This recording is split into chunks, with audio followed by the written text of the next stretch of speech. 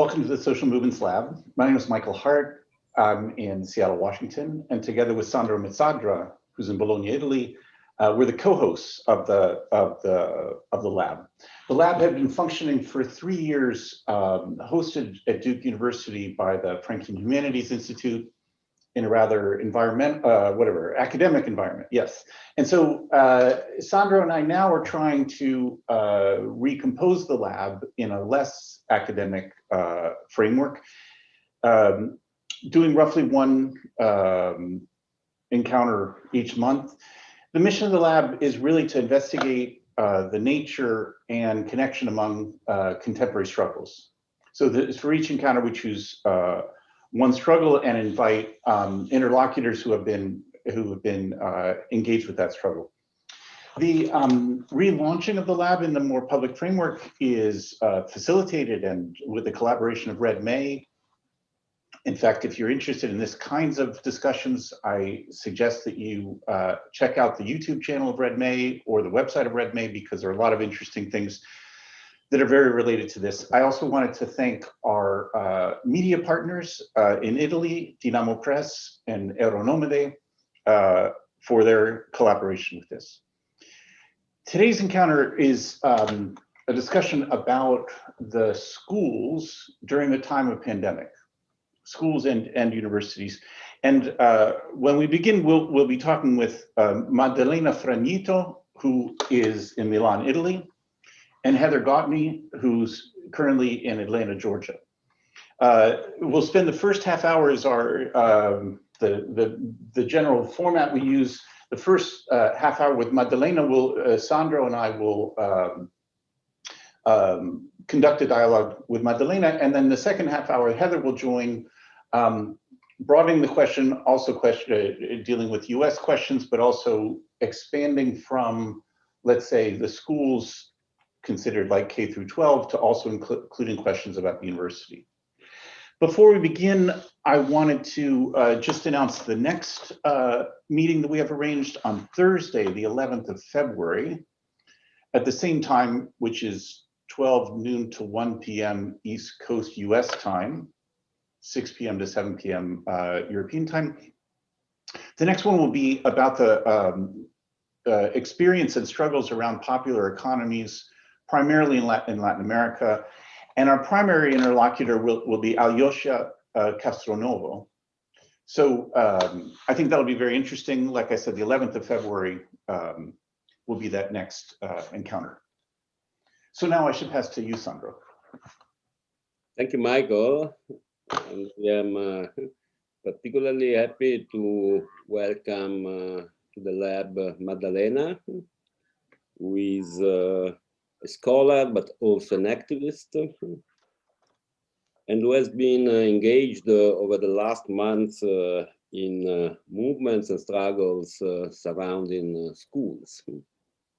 Schools have been crucial sites of contention in Italy in the time of the pandemic, since the very beginning of the pandemic.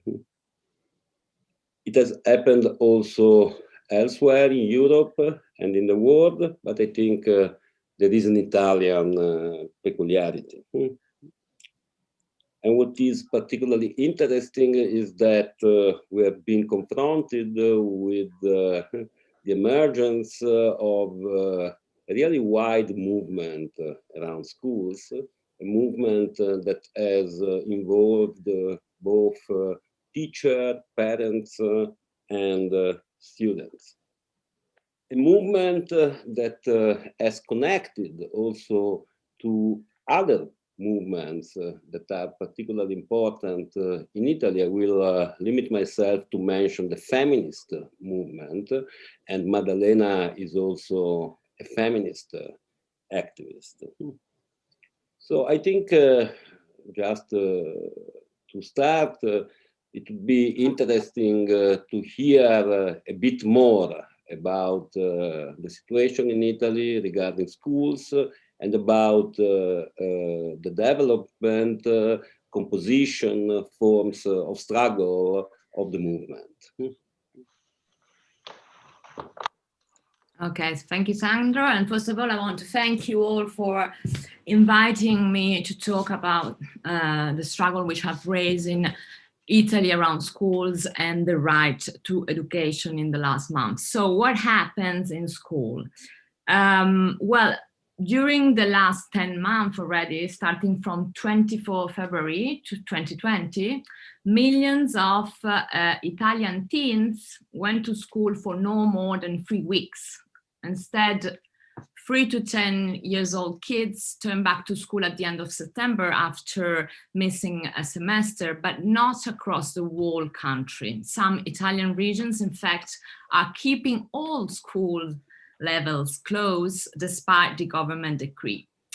As Sandro was saying before, Italy holds the European record of school closing days. This means that youngs have lost several hours of lesson, meaningful interaction with teacher, and they have seen all their relationship transform into remote lesson, which were not fully usable and available for about a fifth of cases. For this very reason, they have experienced an increase of achievement gaps by race and income. Moreover, child abuse and cases of mistreatment at home have increased. Also, cases of psychological malaise and increase, such as anxiety, problem with sleep, regression, risk behaviors, and so on. So on the closure of schools, we are witnessing a worrying debate, I would say, between institutions, since different actors do not take any political responsibility about it. And this leads to a paradoxical situation, no? To try to explain how this chaotic situation could happen, I need to go back to the beginning of the first pandemic outbreak, when for some of us was already clear that schools would have been kept mostly closed until the discovery and the distribution of the vaccine to the population. This conviction was strong enough from the beginning because of three main issues. The first one is related to the fact that Italian welfare relies upon families, grandpas, grandma, women, and of course mothers, which are covering decades of side effects on welfare cuts. The second issue is related to how Italian schools found themselves when the pandemic arose, because of the structural disinvestment on education that several governments have imposed during the last 20, I would say 30 years. So probably we will have time, if we want, during the conversation to dig more into data related to the country's school conditions. However, I will start here by just referring to a couple of them to frame better the specificities of the Italian context. One aspect indeed that should be kept in mind is that more than the 30% of school workers in Italian schools are precarious. Keep in mind that the European average is around the 15, so half. Another aspect, important aspect, is about the phenomenon of early school leaving, which in this country before the pandemic reached the 14.5% of students. This is 1 to 7 students do not finish the first level of school. And this, of course, is a figure that increases in the south of Italy. During the pandemic, this percentage has risen to the 20%. Finally, the third issue, for which it was very easy to predict that schools would have been the last of government's priorities, is strictly connected to the role given by last governments to the education and research sector. This role, I think, is well described by the fact that Italy is spending just 3.6 GDP point percentage for education, while the European average is around 5%. So it is within this context, which tells us a lot about the impact in Italy of neoliberal policies and ethics, that a movement of people start struggling around two main directions. One related to the present situation and one related to a political concern or an opportunity. No? So on the one hand, the present let's say the necessity to question the government opening and closing politics and to ask for open and safely schools. And on the other hand, the urgency to think the pandemic as a portal, as Arundhati Roy wrote in a beautiful article last spring, meaning has an opportunity through which to change and foster the school system. The same name of the movement, in fact, Priorità alla Scuola, translated sounds precisely as the title you've chosen for this talk, to put schools first, no? To prioritize schools, but first of what? Again, as Sandro was suggesting, it's important to notice how in other parts of Europe, such as Spain or Portugal, not to name just the northern ones, it was decided to leave schools open, closing, and of course, economically supporting other sectors. In Italy, instead, let's say we choose an easier solution, the one penalizing young people for obvious reasons. They are a minority, they do not vote, they do not have a public voice, and finally, they are considered unproductive. So who are the protagonists? Let's say during the past 30 years, the school has been at the center whenever protests against specific cuts or reform laws have risen. In this case, instead, Priorità alla Scuola does not rise from a specific cut or reform, rather from the void that all this neoliberal politics has left. No? Furthermore, for what the pandemic has shown more explicitly to everyone in this last month. So the movement is constituted by parents, students, teachers, parents, school staff, unions, activists coming from other movements as well, and people in general. It is an intergenerational composition which came together to think about the school system, no? And that is quite one of a kind, no? Probably the main characteristic of the movement is the call to start from oneself, to come out of oneself, meaning to try to open up a mutual listening process when possible, of course, of the multiple perspective. This is because focusing only on one side's needs, be this represented by children or workers or working parents, did not achieve so much in the past, though it would have been completely useless now, no? And also because the aim is to reject the opinion that schools' problems are related only to those who attend schools, no? School is not an isolated sector within society. Instead, what we think is that the whole community should care about schools, no? So for the movement to start again from public school is this necessary radical gesture that should be made in order to change present time, no? Any exit from this crisis will happen if we won't be able and capable of such a change of priority. To conclude, in terms of struggle practices, we find both traditional and new forms.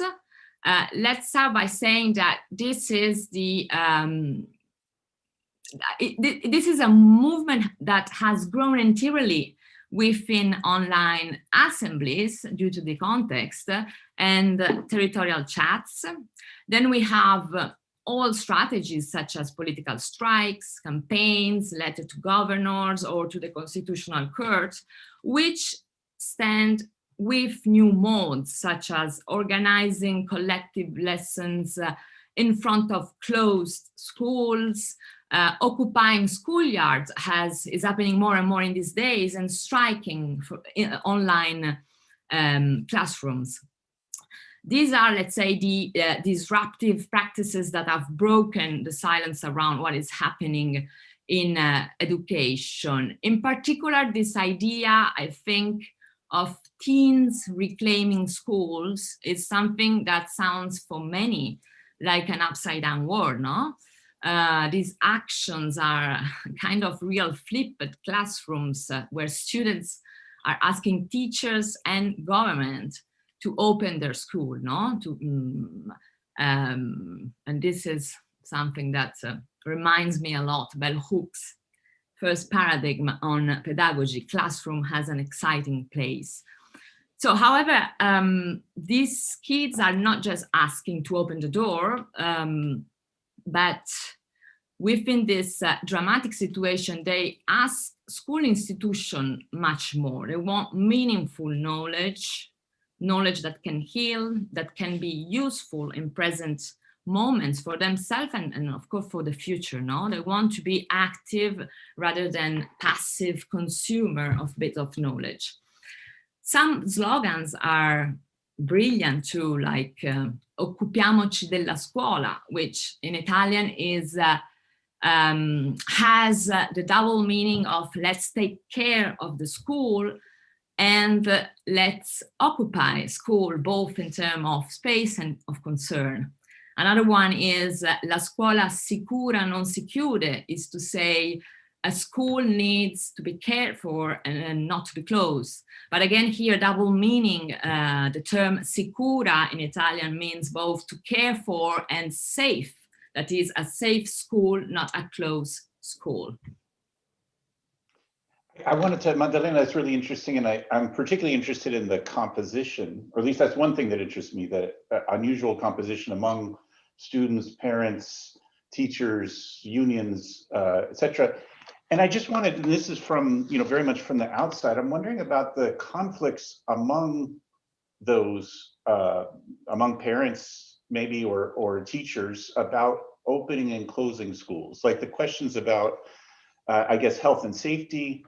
Are some, and I imagine some are, teachers, for instance, or parents wanting the schools to be closed, arguing in health terms, others arguing, of course, as you've been saying, for many obvious reasons to be open. What can you, or am I misreading this from the outside about what internal conflicts about this question? And maybe it's the wrong way to say it, of, like the right to education versus the right to health. Maybe that's the wrong way to put it, but it can seem that way. And so anyway, how do you see this question of are there such tensions, or is it wrong to think about it that way? So to avoid any misunderstanding, all suggested groups are very concerned about health security measures in schools and are, let's say, very sensitive to the level of care that must be put in place nowadays.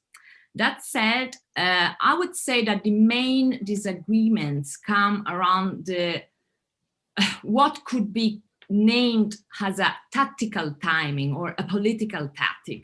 Some are asking to wait for the end of the pandemic to go back to safe schools. Others are asking to go back to safely schools as soon as possible, no?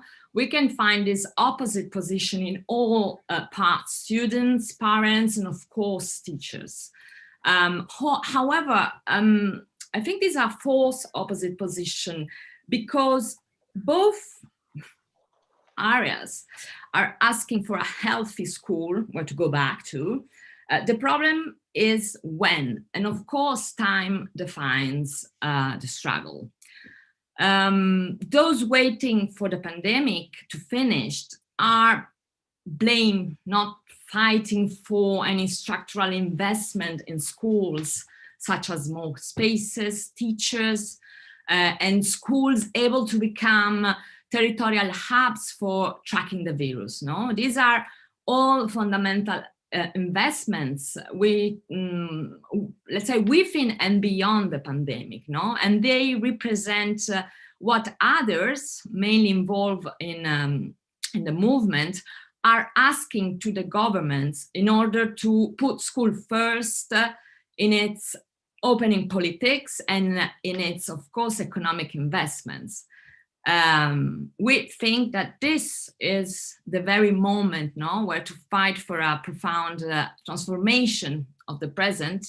And also we believe that any change will depend on the ability to keep all school open when possible, no? We always say school should be the last closing and the first reopening, no? Even accepting has in each struggle a percentage of risk, and of course is this very risk that is criticized from the other side. Let's say, to synthesize the movement's position with an image, I will use Romeo Castellucci words, an Italian experimental theater director, who said just a couple of weeks ago, this is the time to stretch the bow, no? What is the correct balance between education and health? So, although having this very articulated composition, the movement has always been evident in its statement, no? Very clear since the beginning, by keeping together the right to education and the right to health and the request for more income.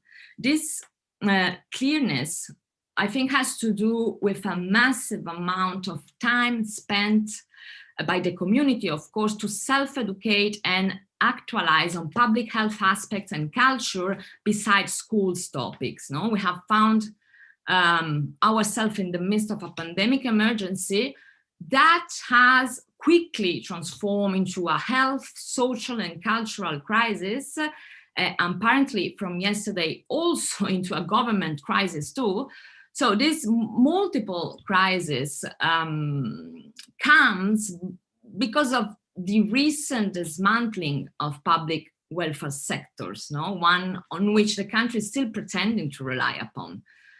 So to struggle in these times for asking, no, for open and safely schools have meant to radicalize together, have meant growing awareness on what should come first, what is essential to life, from school to health, passing from income, against the opposite government's priority. I don't think there is just a question of balancing rights, rather something much related to political choices. What has to be protected and for whom?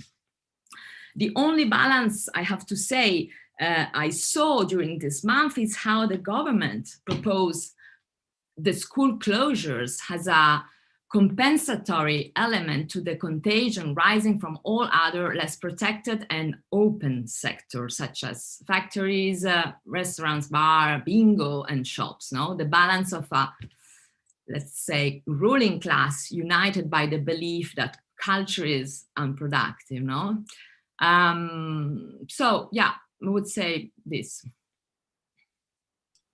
Okay, let me ask a last question before passing to Heather. Both slogans that you mentioned before make reference to the notion of care. And the notion of care is circulating quite a lot in Italian movements today. Often with a reference to feminism. I'm thinking of schools, but I'm thinking also of struggles around the health sector. So can you tell us a bit more about the uses of the notion of care and about the possibility to take it as a bridge between different branches of the welfare sector in order to work toward what you were calling before the pandemic as an opportunity. Yeah, I will start again with Arundhati Roy, when he was writing how lockdown worked like a chemical experiment that suddenly illuminated hidden things, no? And also with David Graeber words when he wrote this spring how COVID crisis had shown everywhere that those with the power to do the most harm are rewarded the most, no? And those who do the most good or that care the most are rewarded the least. Years ago, Marsh wrote a brilliant sentence on all this topic, which is people are paid to kill people, people are not paid to give birth, no? So I think that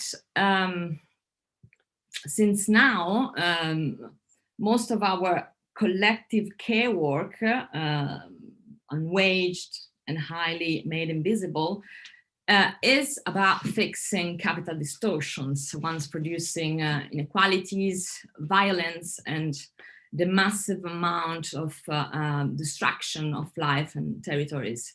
So to refuse to do this means to position care in the realm of a strong anti-capital struggle, which in part already is, but not enough.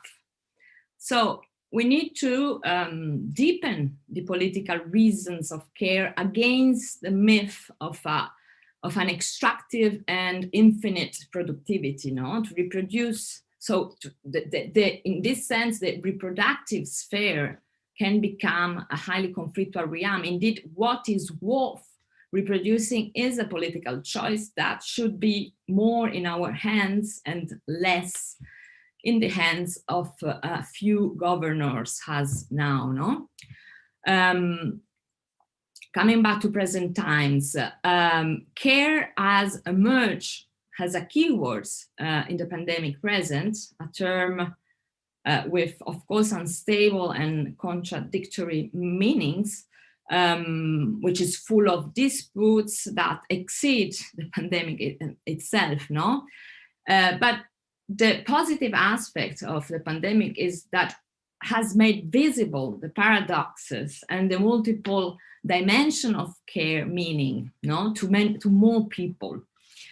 I think that we need to acknowledge that we are in the midst of a war between different models of care, no? Governments, one is about reopening the productive sector, turning back to the normality without any reflecting on productivity and resources limits, without thinking of a different relation between private and public governance, market and life, without designing a new, let's say, possible future, no? Keeping intact what the recent Care Manifesto book by the Care Collective has described as a system uncaring by design, no? But this is like pandemics historically have forced humans to break with the past and imagine somehow their world anew, no? These are, we have in front of us like several futures that we can face now, but all depends on how governments and of course society will respond to coronavirus and its economic aftermath. Probably we will use this crisis to rebuild, to produce something better. Probably we will slide into something worse, and this depends exactly on the prioritization, no? Of one type of value over another. This kind of, let's say, complex health understanding that we have produce in this month, meaning acknowledging health as the intersection between the containment of the virus and the treatment of other pathologies and the economic and mental stability of the world population, has indeed produced, let's say, a new articulation between health struggle, income, and education struggle. There is no doubt that the dismantling of healthcare, school, public sector in general is at the basis of the very reason of our very high death toll rate percentage for COVID-19, no? And people are kind of aware about this, no? So this is the reason why public sectors are somehow re-emerging as fundamental institution for society, as, let's say, essential cornerstone for a democratic organization. Thus, we can see a potential new coalition capable of rethinking care and healthcare and well-being in general, both as institution of the common and even more radically as a feminist and ecological transformation, no, of our being in the world, our connection, our interdependencies, our relationships. So rethinking care and welfare has the, let's say, the sum of different care practices capable both of breaking the logic of accepting the less bad, which is what we have done for decades, and escaping from the capitalistic dichotomy between production and reproduction, markets and lives. No,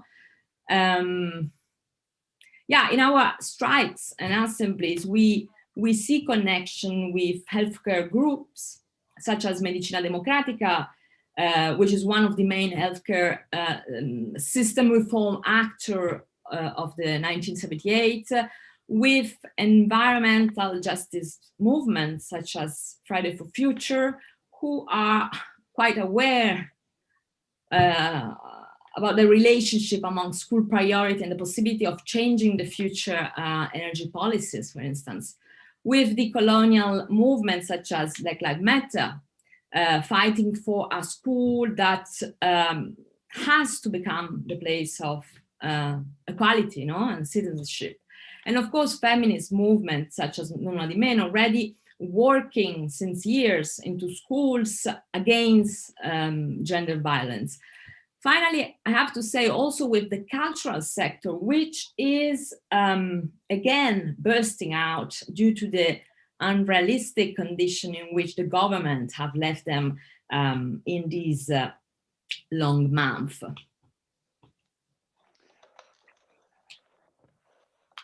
Heather, I wanted to turn to you. I think, you know, so far, Maddalena has been talking primarily about the Italian case, and one that, with many divergences, of course, has a certain kind of continuity in other European countries. It seems to me in North America, this situation is probably different in many ways. And so I thought there may be four things that you could choose among for starting. I mean, one is the already existing crisis pre-pandemic of education, which then gets, of course, intensified in the crisis. The second is the kinds of conflicts and demands that have been made and that are being made constantly, you know, during the crisis about opening or closing schools, et cetera. The third is the kinds of struggles that exist in the United States around education. And the fourth, and you can start with any of these. I'm sort of thinking all of these are interesting things to me. The fourth is really how the questions of university or secondary education fit within these struggles that are existing within primary education. Yeah, I mean, we don't have to start logically. You know, whatever seems the best way for you, of, you know, easiest way to get a first entry to this. Well, I think the sort of framework of COVID-19 exposing, you know, these sort of already problematic aspects of American life is a good one, right? Because especially for education, the United States education system is, and I know people use the word crisis over and over again, but has been in crisis for decades now. Some of that is entirely, well, most of it is entirely intentional. The American Legislative Exchange Council, many people are familiar with, in the 1970s, picked up, you know, Milton Friedman and others, and went on a basically, you know, a decades-long program to privatize education, and they have made some advances. Most notably, the defunding of public education. ALEC, that's the American Legislative Exchange Council, has worked with state legislatures across the country, more successfully in so-called red states, to enact extreme budget cuts in, you know, K through 12 education to pay for gigantic tax cuts for the wealthy. And the legislation in Wisconsin reads just like the legislation in West Virginia and elsewhere, right? It's a cookie cutter, you know, clearly a local strategy for a national program to privatize. So you have that force right there. Then you have the legacy of the Bush administration and No Child Left Behind, which drastically, which involved the federal government in public education. Is typically a very decentralized institution in America through the mechanism of high stakes testing. And again, you know, information has come out from former Bush administration officials that, you know, testify to the fact that this was absolutely intentional, that they used testing and evaluation and, quote, accountability of teachers and of students to paint public schools as dysfunctional and essentially erect a parallel education system through charter schools and through vouchers, which Betsy DeVos has come along and of course championed the voucher system along with the Walton family and other right-wing billionaires. You know, they've used the mechanism of accountability to chip away at public schools so that they can ultimately privatize them. Sadly, the Obama administration doubled down on these trends and through legislation called Race to the Top did basically the same kind of things. And the result in just Chicago alone, I'm sure people are familiar with Rahm Emanuel when he was mayor, closed 50 public schools down, all through these kind of process of painting them as dysfunctional. And of course, these disproportionately affect students of color and communities of color. So you have that. You have through this lack of funding has resulted in gross infrastructure failure in some of these schools. One of the things, I worked in the Bernie Sanders presidential campaign, and one of the things that we did when we were focusing on South Carolina was bring the senator through this area that's called the Corridor of Shame. It's a corridor along a major highway where all of the schools are, you know, have holes in the ceilings and there are mice and rats running around. They're horrible places for children to be learning. And again, you know, South Carolina is a red state. This is, you know, the local delegation is, you know, has been part of this defunding program. We don't have universal pre-K. We don't have childcare, really subsidized childcare in America. We have segregation levels in major cities like the one where I live in New York that are worse than when the Brown versus Board of Education decision was made in the mid-1950s. They're extremely segregated in a so-called blue state. And then, you know, more recently, you know, this is all education. Then there's the bigger picture of what the Trump administration was doing in terms of attacking immigrants, in destabilizing social life in that way. All of the sort of problems around racism in America coming to a head and massive protests. And then of course the pandemic happened in the middle of primary season. I know, because I was on the campaign, a campaign when it shut down. And then the presidential campaign was happening right during the pandemic. So there's all kinds of political and social issues swirling around in the big picture, but also a very wounded public school system. So the pandemic comes along and of course highlights all of that, right? I have a sister-in-law who lives in Chappaqua, New York, is one of the wealthiest zip codes in the country. And those teachers stayed on, the schools remained open. They created an infrastructure so that they could teach outside, right? And the kids didn't miss a beat. In other parts of New York, schools were shut down, and you know, those kids are basically have lost a year of schooling. Now, you know, the politics of the opening and closing of schools was complicated because you had the Trump administration painting the entire pandemic as an economic issue, right? And health was completely secondary. So the right wing in the country wanted to keep the schools open, right? Because they didn't want to admit really that the pandemic was ravaging the country, and also didn't want to hurt the economy. So in some parts of the country, schools were shut down. The teacher unions helped make that happen. And in other parts of the country, like Florida, you know, where you have right-wing governors, the schools were open. So it at the beginning was complicated by these sort of national politics. I know in terms of New York City, some efforts at the beginning were made to keep the schools open because there, you know, I think it's something like 1 in 5 kids are fed in the schools. There are school lunch programs that are kind of safety net programs for kids.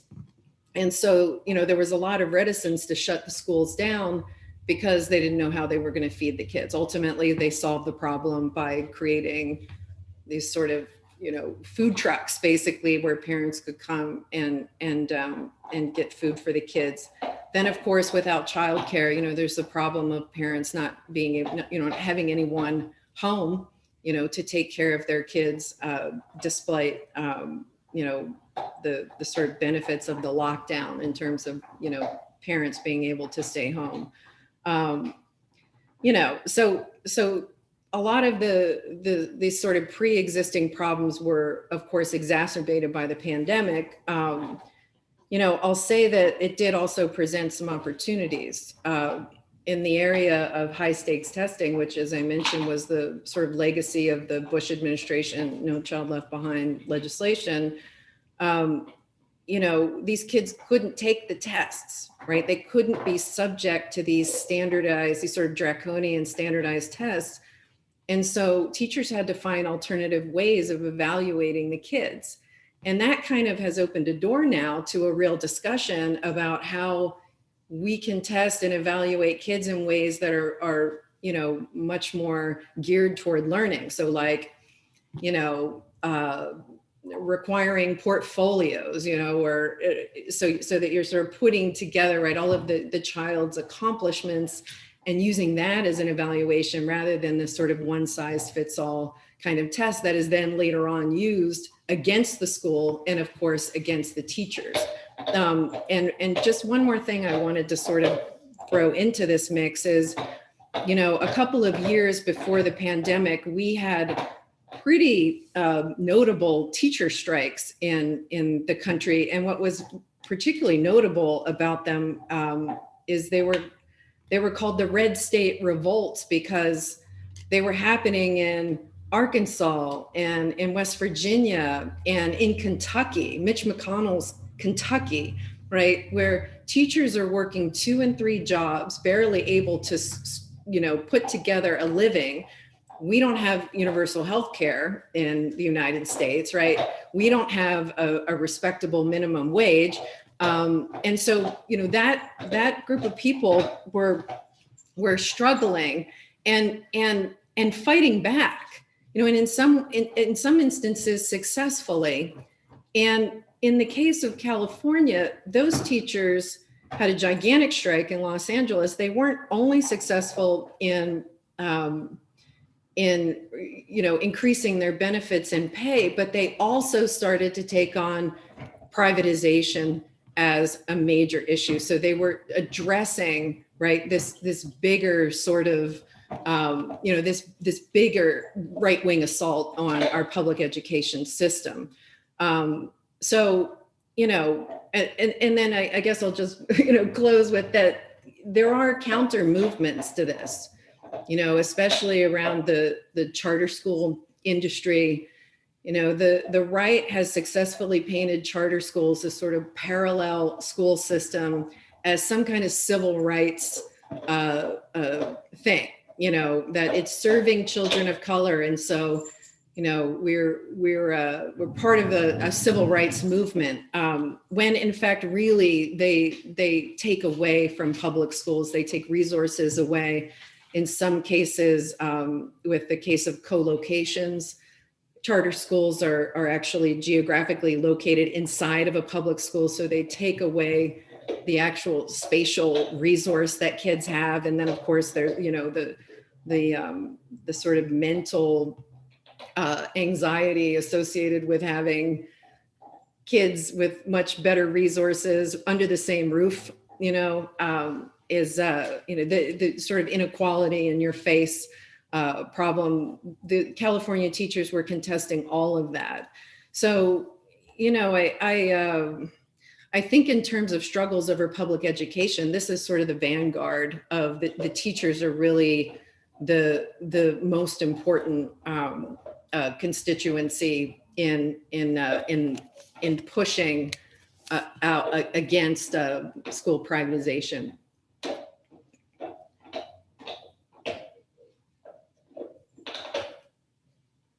Thank you, Heather. Yeah, I agree. I think that, let's say, our public institution history are very different, although Italy is running towards the American direction, no? But because, like, for instance, many problems that you have mentioned are the same, exactly the same here. But we start from another situation, a situation where, let's say, a country where for previous struggle, we have had some very strong and important reforms on both the health sector and the education sector. So I think that what happens more broadly, of course, many of us were aware about what was happening in the last 20, 30 years, but what happened during the pandemic is that a lot of people realized not having what they thought they have, no? So a decent healthcare system and a decent education sector, school, meaning school, public schools. And so this is somehow a position from which the perspective on the struggle we are, let's say, building is slightly different, no? Because it's questioning this, let's say, funeral, or at least this, the need, no, to reposition this public sector where it was, at least, no? Anyone is, let's say, convinced that it is enough to foster the welfare system, no? Welfare system itself has had a lot of normative problems and problem of access. But it is from there that this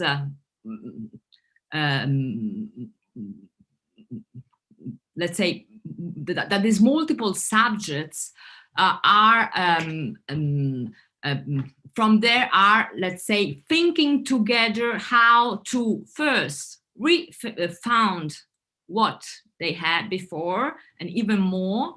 And this is all the battle around what is to prioritize, and so what productive sector should be closed in order to prioritize health and education, and then and of course prioritizing this sector would be much more easy also in terms of safeness, no? Because if we use all the means we have just for this sector, it would be much easier to promote, let's say, and to avoid outbreaks. Yeah, on the other hand, of course, there is this this need to somehow reimagine from all this new perspective or new perspective together, to reimagine what would be, let's say, a new welfare, no, system. What would be a connection with it, with a public sector, with a strong public sector to care practice, autonomous practices spread around cities, communities, and so on. So this is the, let's say, the situated position from which all these thoughts are growing and let's say, yeah, spreading.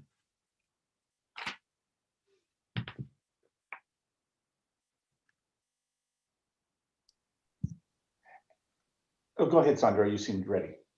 I have one thing too, but go ahead.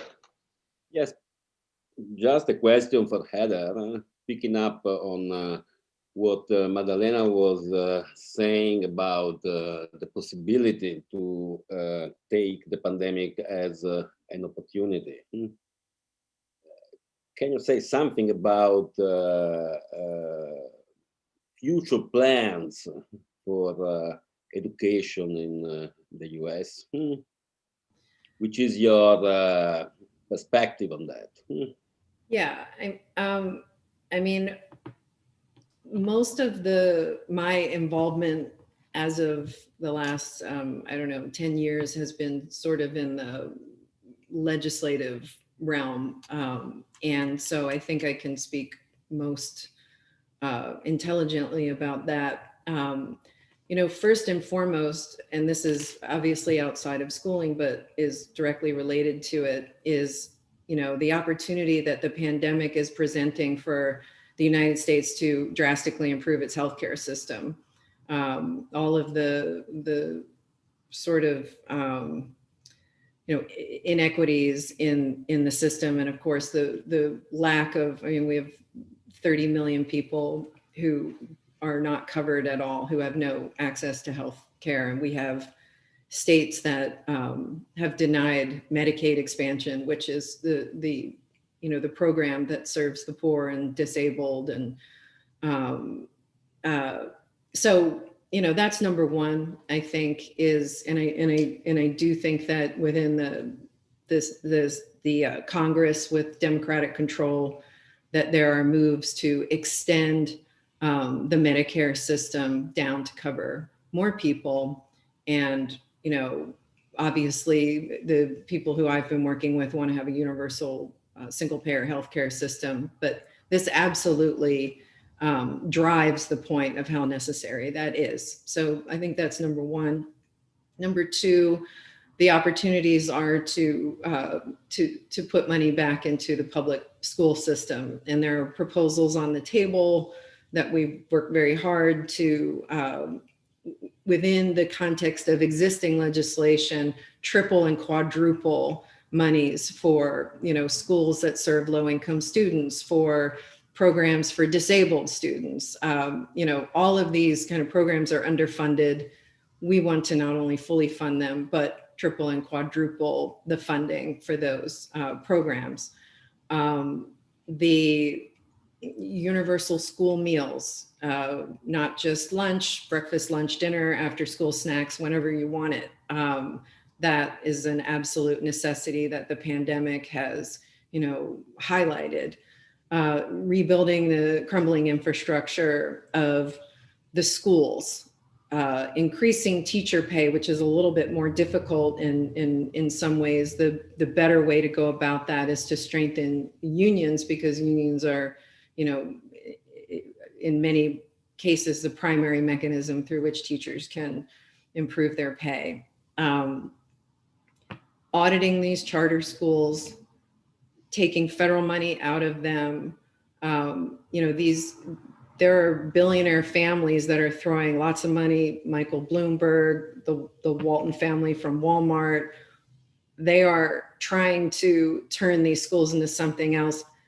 At some schools in Florida, McDonald's logos are on report cards. I mean, this is the problem that we're dealing with. So there needs to be a very serious sort of federal auditing of these schools, and federal money should not go into them. And there's activism around that. There's a counter activism around it as well. So it's a thorny issue. And then, you know, if we want to bring in higher education, there's a couple of things that look like they're going to happen. We have a massive student debt problem in the United States, trillion, 1.5 trillion, maybe more, 2.2, I think, trillion dollars in student debt. The federal government put that student debt on a forbearance for almost a year. People have not been paying their loans. And guess what? The world didn't fall apart. We're all fine. And so that's opening the door for a lot of progressive politicians to argue that we should cancel student debt entirely. And then also we should provide free college, free public college to everyone in the country. Now, there are legislation on the table to do that. That would cover about 80% of people in the country. There's legislation on the table that would have partial debt cancellation. These are all things that Bernie Sanders pressured Joe Biden to adopt, and it looks like he's going to do it. And, you know, so those kinds of possibilities in terms of real legislative changes. One of the things that I don't see too high on the list that I firmly believe should be are the precarious workers in higher education, because during the pandemic, they were the first to go. You know, faculty, full-time tenured faculty members had lots of, you know, there were furloughs and pay cuts and all of that, but the instructors, the part-time instructors, or, you know, called adjunct instructor, they were just fired, right? And some of them are living on such low wages, sleeping in their cars, don't have health care. And they're just sort of a forgotten part of higher education, that in places like the City University of New York, there's 65% of the teaching workforce. So, you know, higher education needs to think, you know, hard about how they're going to handle that. And I do believe that there are legislative fixes to that would involve large infusions of federal money to bring those adjunct faculty up to full-time status, benefits, and all of the rest. Some of them have been able to unionize. I know at my university, they have a union. At the City University of New York, there's a union, and the pay doubled when the union came along, and benefits and all of that. But the job security is not there. And the pandemic really, really hurt that group of people in particular. I'm glad you made the segue, Heather, to the question about the university. And Sandro and I have been thinking that we need to have a full future dialogue all about that. So that'll be a great a great way of shifting things. You know, I had one image, and I don't want this to close, so I'm hoping we could go a little further, but now I have a super simplistic reflection on some of the things, which is that from the outside, it could appear that the way we've been talking, we had in Italy and in Europe in general, progressive, complex composition of parents, students, teachers, unions arguing for the opening of schools. In the US, it's seemingly the exact opposite. Progressive unions arguing for the closing of schools. And so I think it's only in appearance paradoxical. I mean, in Italy, it's a situation in which, with the reasoning of thinking about health, the government didn't want to put the money or make the funding to make schools safe enough, thinking about health. What's happening in the US has been exactly the opposite in a way, which is putting teachers and students in dangerous situations because not thinking about health. And so it's not a matter, it puts the people in the position in the US where to struggle for opening schools in a context in which they were unsafe, it made that struggle almost impossible. So anyway, I guess I'm just reflecting on a discontinuity, which I think is pretty easily explained, but I at least wanted to bring up the strange appearance of the comparison. Go ahead, Heather. I'll just say this, that keeping the schools open did not accompany an infusion of money for protective gear and infrastructure changes for ventilation and all of that. So it wasn't any skin off the government's back to keep those schools open, because they were in total denial. They were pandemic deniers, right? Along with climate and all these other things. And so I think that has something to do with it. You know, if it would have cost them money, then they probably would have shut it down. Yeah, still from the Italian perspective, it was not so easy to reach the minimum level of security within school. It was a process of 5-6 months of strike of a movement, no? Because I don't know what would have happened without, let's say, strikes for safely schools to open again, no? To close, I think it's interesting to think about, again, from the Italian perspective, that we are in this particular situation where struggle aren't against cats, but let's say for the appropriation of significant shares of money that are coming first from Europe. No, now we have this recovery fund, which is the Next Generation European Fund, which is coming, which is a very big amount of funds for the Italian government. And so we are in this strange situation. Also, Mezzadra wrote some month ago that the problem is no longer, let's say, resisting to welfare states' neoliberal dismantling, instead fighting for offensively to construct new institution and new welfare policies. So this is the reason why, for instance, today was published a counter recovery plan, no? In order to start this collective writing on how it should be used, those funds, no?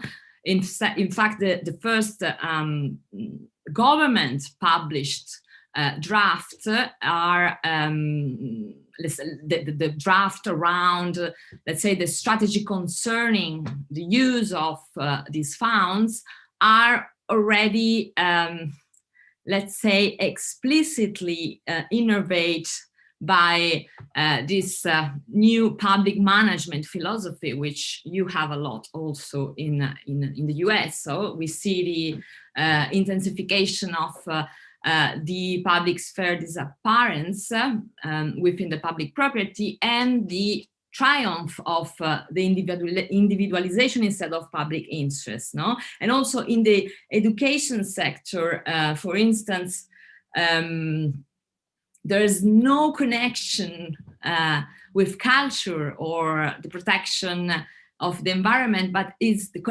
culture, but schools are connected with business. So I was saying before, we are running towards your models, no? School is not new, this, but it's, let's say, strengthening the fact that it's not conceived as something where, as a place where to build those mental and cultural forms that should bring us out of the ongoing crisis. Instead, is through these documents, is still designed as a, let's say, short walkway towards the reestablishment of secure profits, no? And then we have the problem of the platforms that are, let's say, pretending to become school itself, no? And this is another huge chapter that I don't think I will open now, but that is something that we should address both in primary and secondary schools and in universities.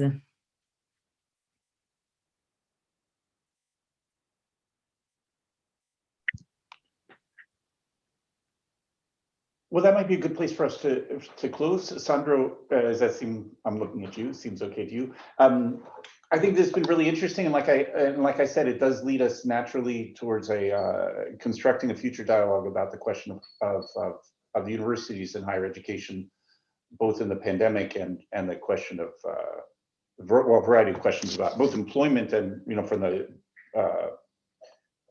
employment side and the student side. I just wanted to, as closing, remind you what I said at the beginning, which is that we do have a next appointment scheduled on the 11th of February at the same time, which is 12 noon East Coast US time, on the topic of popular economies, especially in Latin America, struggles and practices around popular economies, with a primary dialogue with Alyosha Castronova, and we will, with other interlocutors too. So hope to see you again then. And thanks again to Maddalena and to Heather and to Sandro. Thank you so much also from my side. And see you soon. Thank you. Thank you. Good night.